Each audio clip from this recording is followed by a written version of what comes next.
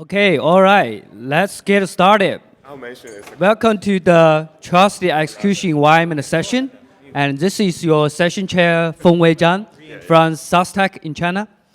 And for this session, we have three excellent papers. And the first paper is called Sense, and it's going to be given by Fan Shan from Georgia Tech, and also Scott from Intel Labs. Fan, actually, he is on the job market, so if you're looking for new colleagues, and please feel free to reach out. Okay, so without further ado, let's welcome the two speakers and to give their excellent talk. Thank you, Chair. So I'm Fan from Georgia Tech, sixth-year PhD student, advised by Professor Taesoo Kim. And today, Scott from Intel Labs we will present our work, Sense, Enhancing Microarchitecture Awareness for TEAS via subscription-based notification. This is a collaboration work between our lab and Intel Labs. And Scott? Thank you, Fan.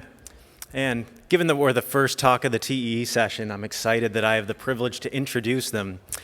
So for those who aren't familiar, a TEE is a region of memory or a VM that protects a user's code and data. And in particular, TEEs attempt to protect the code and data from privileged software on the system, such as the operating system or the VMN.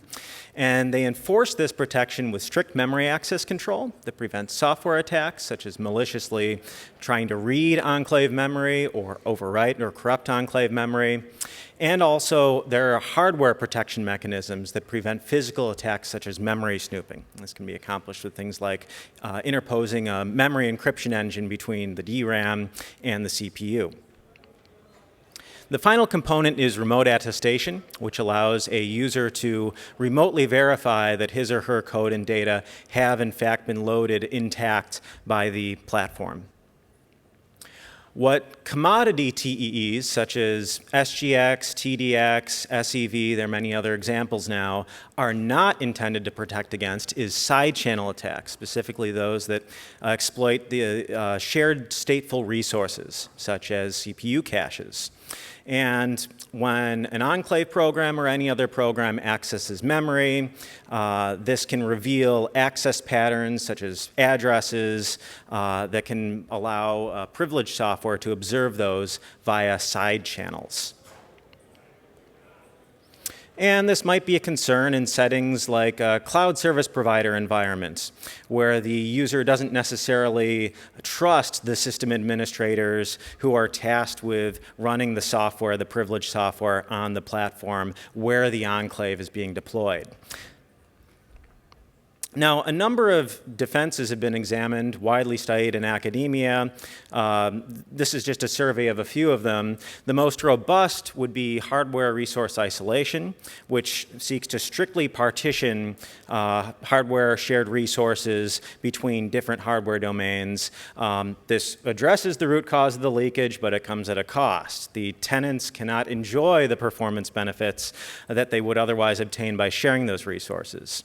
Another interesting category is detection-based defenses, where the victim tries to proactively defend itself by using certain signals to detect when it might be under a side channel attack. Of course, this can introduce false positives. There are a number of challenges. An application might attempt to detect an attack by using, for example, performance counters. These are architectural registers that provide microarchitectural information to a user application, and they can look at these through an interface provided by the operating system, but they're typically used to understand performance. They're not really intended to be used for mitigating side channel attacks because the information they provide is too coarse-grained. There was also another interesting paper a few years ago called Cloak that used hardware transactional memory to mitigate cache side channel attacks. This is really interesting because HTM was never, again, intended for this use case. It was intended to provide safe concurrency without relying on hardware, without relying on lock synchronizations. But a lot of these detection-based defenses, when they are lifted into a TEE, have some more serious drawbacks. For example, like with the performance counters, the data that you get from those within a TEE is untrustworthy. The malicious environment might have maliciously tampered with those values. The quality of the data is also too coarse-grained to really make use of to distinguish between a benign and a malicious attack scenario. And even if you are able to reliably detect a possible attack, what are you supposed to do in that case? Just shut down your enclave and move it to another system, move it to another CSP? That's not going to be an acceptable solution for most customers. And finally, a lot of these defenses are platform-specific or hardware vendor-specific, or they might not persist from processor generation to processor generation. That brings us to an irony, that these TEEs that are ostensibly so empowered do not have the same level of access to microarchitectural information that is enjoyed by the privileged software that shares the same system. Therefore, the TEE sits at a disadvantaged relationship as it regards microarchitectural information. And the question we ask and seek to answer in this paper is, can we make detection-based defenses more robust? And our solution is called Sense. It has 4 goals. The first is to close this information asymmetry gap by providing microarchitectural information in an architectural form that the TEE can use to proactively defend itself. That transforms these side channels into direct channels for the TEE's benefit. Now, hypothetically, a malicious system could also try to take advantage of a feature like Sense for its own benefit. So one of our other goals is to design an interface that doesn't empower an attacker to access new kinds of information. We also want this design to be feasible so that it could be conceivably implemented on commodity hardware. And finally, we'd like for it to be extensible, to have an interface that is amenable to incorporating new events as new microarchitectural features are added in new products. So Sense is an architectural extension that directly exposes microarchitectural events to user space TEEs. And the TEE begins its engagement with Sense with 3 steps. It first subscribes to an event or a number of events, such as the eviction of selected cache lines. When Sense detects a subscribed event, it notifies the TEE, and that allows the TEE to react by deploying some mitigations. Here's an example of Sense in action. The TEE application will deploy these Sense blocks when it subscribes to notifications that will enforce a kind of invariant within a critical security section of code. When Sense detects that one of these subscribed events has occurred, it will notify the TEE and trigger an event handler, wherein the TEE can re-execute its Sense subscriptions to re-establish the invariant that had been violated. And if in the course of doing so, it is again Sense has again detected a violation, the TEE can re-enter the handler until it successfully re-establishes the invariant and can resume execution in the critical section. So here's a specific quick example on how you could use this to mitigate cache side channel attacks. So for example, when performing an AES encryption, the application might protect its T tables in which there are secret dependent accesses by subscribing to eviction notifications with Sense. Then, when an attacker tries to prime and probe those cache sets, and that triggers even one eviction in the critical set, the application will receive an immediate notification and be able to reload and resubscribe to events for those cache lines, thus enforcing the invariant that those lines will remain resident in the caches, preventing prime and probe. Now I'm going to turn it over to Fan, who's going to talk about the Sense architecture. Thank you, Scott. I will briefly introduce the architecture of Sense, and for more details, please refer to our paper. So the subscription module resides in the cache microarchitecture, where we extend each of the cache entries with 2 extra bits to monitor the monitoring status, as well as whether a Sense notification needs to be sent or not. So in the eviction logic of each of the cache entries, if a cache entry that with the monitoring status on is evicted, in the cache request response sent back to the CPU, we will raise a flag in the response so that the notification module knows that it needs to raise a notification immediately. And also, in order to subscribe to each of the cache entries, the subscription is in the form of a special memory access request that has a prefetch flag raised, so that when such access request is encountered by the cache, the monitoring bits will be turned on. The notification module mainly manages the new CPU sense mode, where we also incorporate 2 extra control registers. One to manage the sense status, the other is to register the user-provided trampoline that will invoke the user-provided handler. We also provide new ISA instructions in order for the user to interact with the sense mode.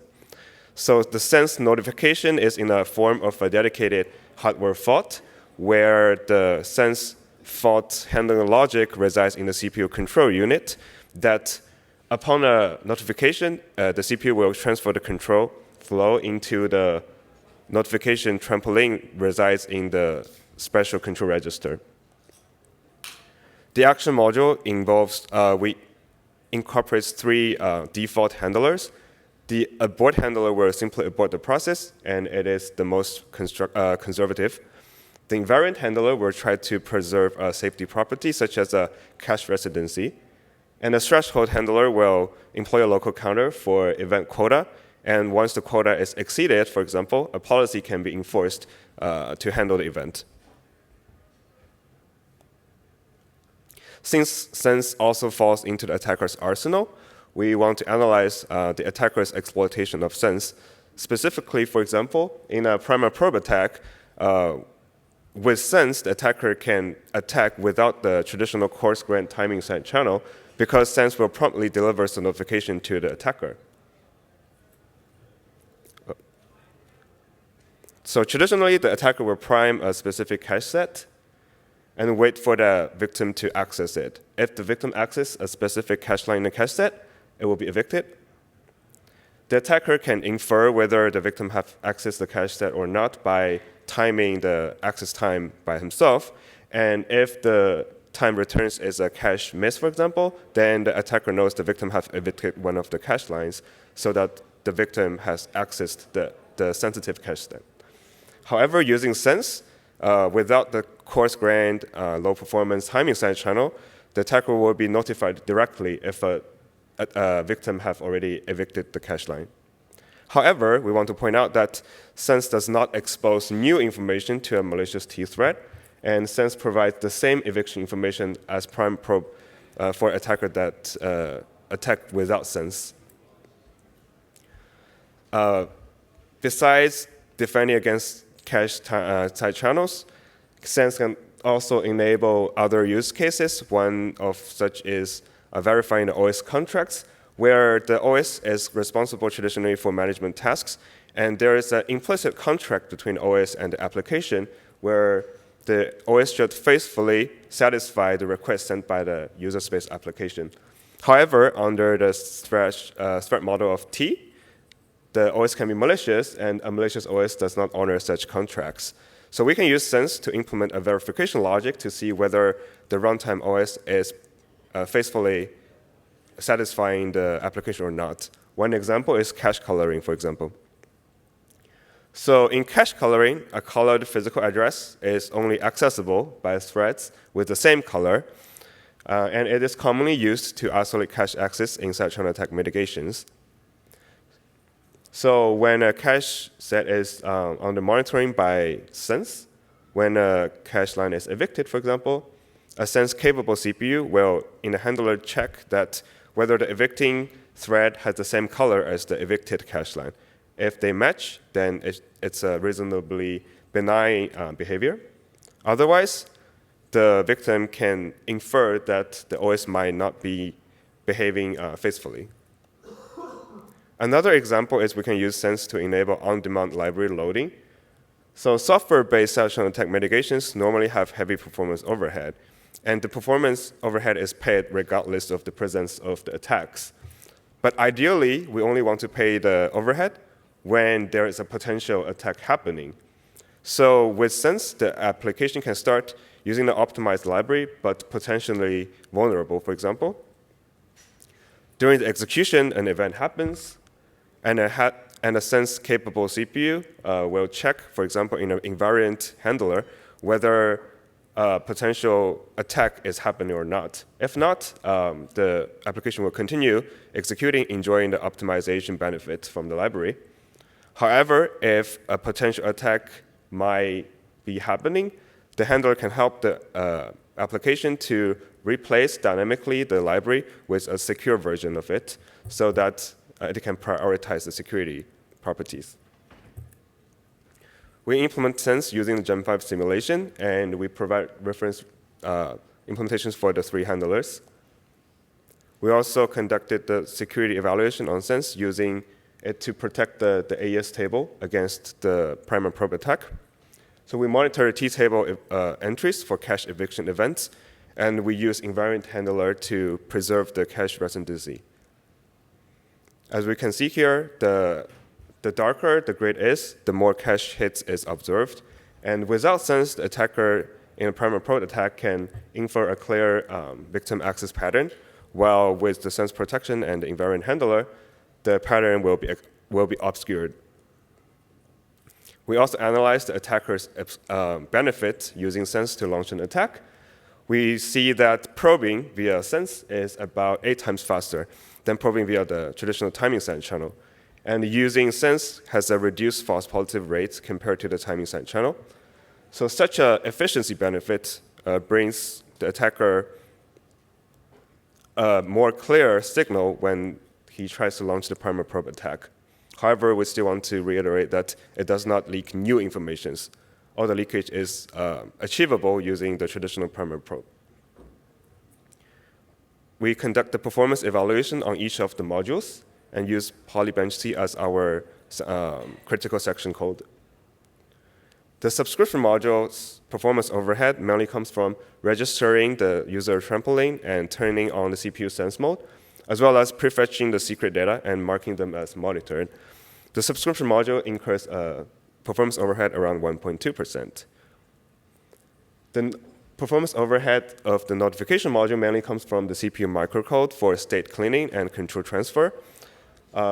We only observe few events with a practical cache size due to the rarity of the cache conflicts. So we decrease the cache size in order to magnify the behavior for the experiment. As we can see here, the more cache conflict occurs, the more notification is delivered, and the performance degrades. And performance of the action module comes from the execution of the handler. We use dummy handlers that perform simple operations inside the loop and increase the loop variable to simulate the increase of the handler's complexity. We use a small cache size in order to magnify the behavior as the previous experiment. And not surprisingly, the performance of the handler dominates the entire execution. So in conclusion, we first point out that addressing information asymmetry can allow Ts to proactively defend themselves against side-channel attacks. We propose Sense, an architectural extension that directly feed microarchitectural events into user space Ts, and Sense turns a side channel exploited by attackers into a direct channel dedicated to the user to the Ts. The performance overhead is around 1.2% under benign situations, and it does not degrade the security of the Ts. Sense is open source on our GitHub, and we welcome the community to test it and extend it. So with that, we conclude our talk, and we're happy to take any questions. Okay, we have 1 minute for question. Do we have any questions from the audience?